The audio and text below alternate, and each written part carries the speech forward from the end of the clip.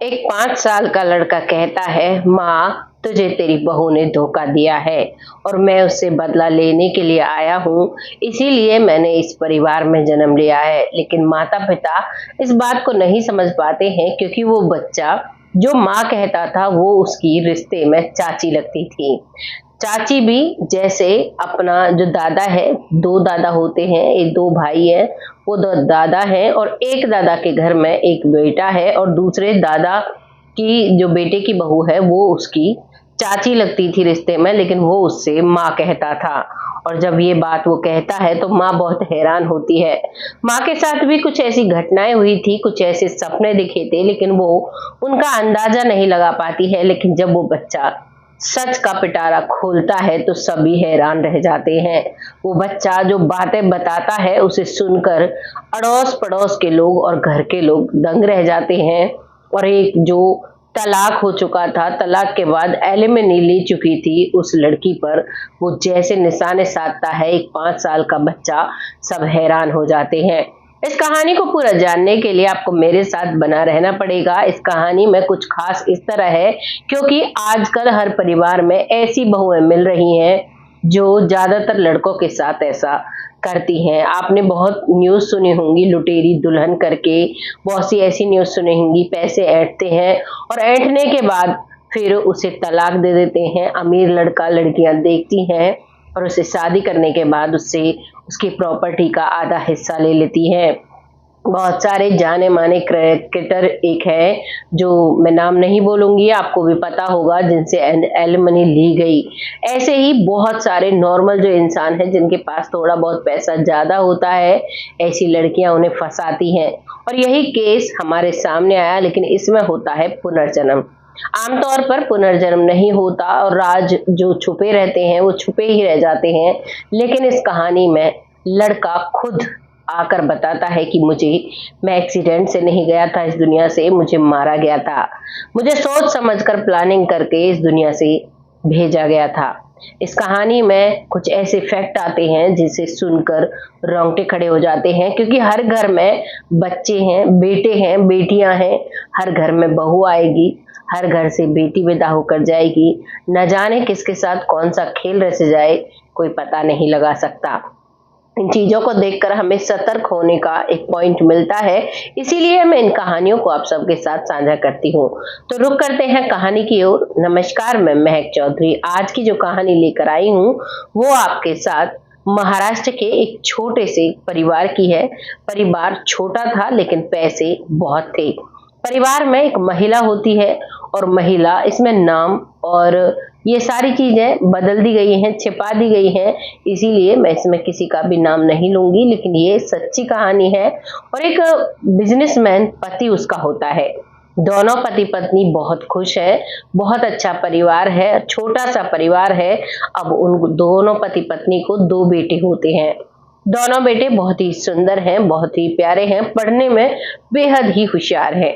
दोनों पढ़ाई लिखाई करते हैं। वक्त के साथ धीरे धीरे वो बच्चे बड़े हो जाते हैं। बड़ा बेटा जब बड़ा होता है तो अब उसकी जब जैसे शादी ब्याह के मामले में अड़ोस पड़ोस में या फिर हमारी जो रिश्तेदारियां होती हैं उनमें ही देखते हैं कि भाई इसके पास बहुत पैसा है, बेटी अच्छे से रहेगी, तो सभी एक दूसरे से अप्रोच करते हैं, बातें करते हैं कि हमारी लड़की बहुत सुशील है, सुंदर है। ऐसे ही एक लड़की का रिश्ता आता है। लड़का बहुत अच्छा पढ़ा लिखा था। अब वो कहता है अपने पिता से कि पापा, आपके बिजनेस में मैं तब ज्वाइन करूंगा, पहले मैं कुछ समय जॉब करना चाहता हूं जिससे मुझे कुछ एक्सपीरियंस मिले और उसके बिहाफ पर मैं अपने बिजनेस को एक्सटेंड कर पाऊंगा।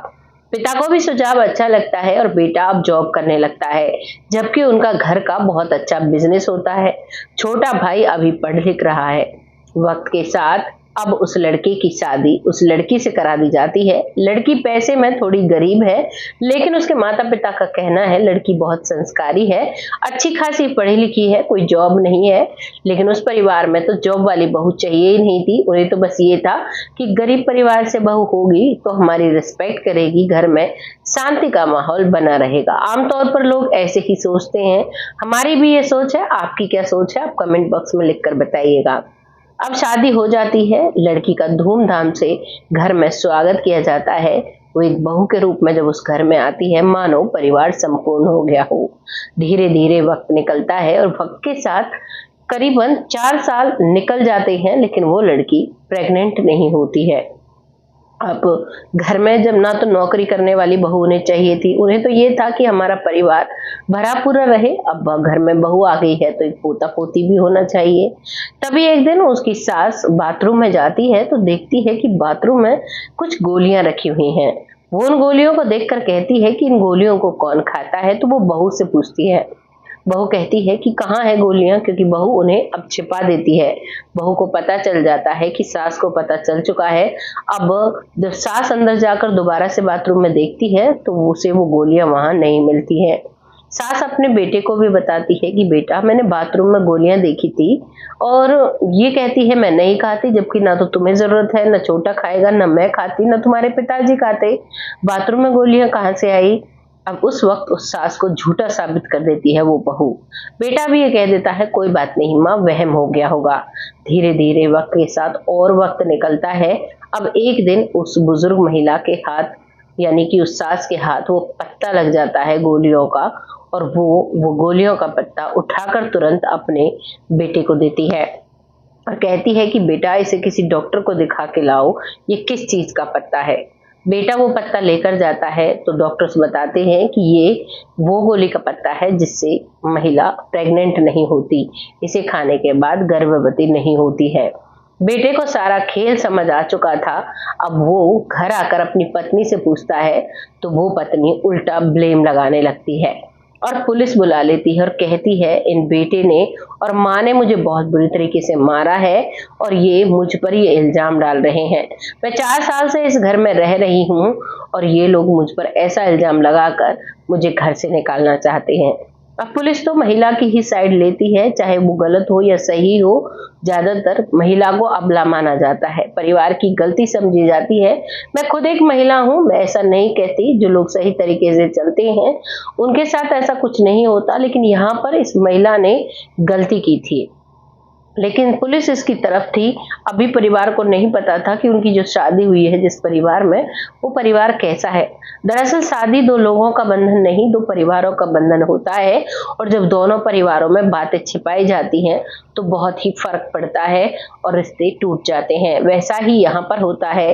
दरअसल ये जो लड़की थी, ये पहले एक लड़के के साथ भाग चुकी थी और जब वापस आई तो उससे उसने पैसे लिए थे, और धीरे धीरे वक्त के साथ एक लड़के से उसके नाजायज ताल्लुकात थे, उससे भी इसने पैसे लिए।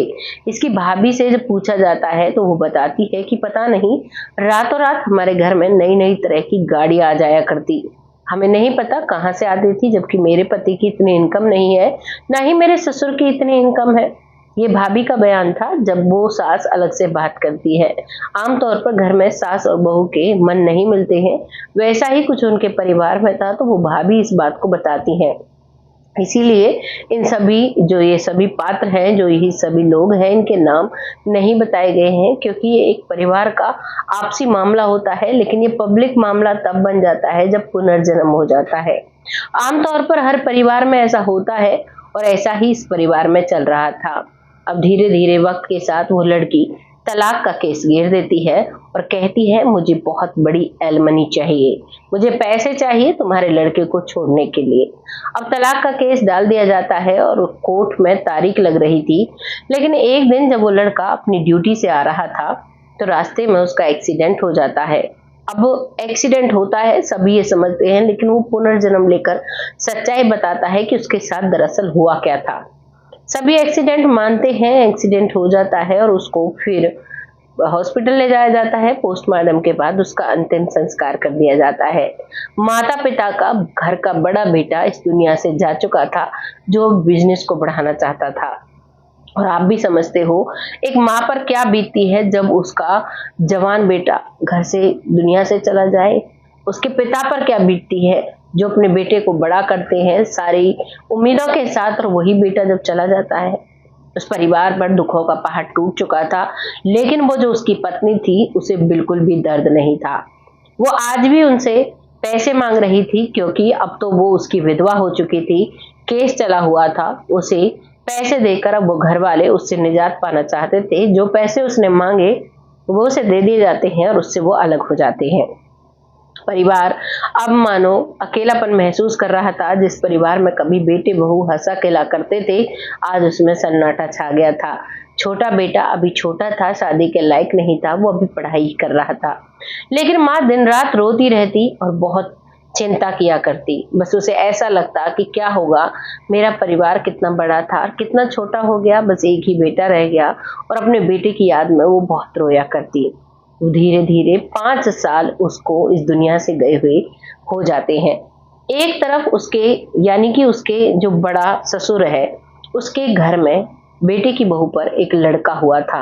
अभी तक वो लड़का छोटा था, वो बोल चाल नहीं सकता था, लेकिन जैसे ही 4-5 साल निकलते हैं, अब वो बच्चा बोलने लायक हो जाता है।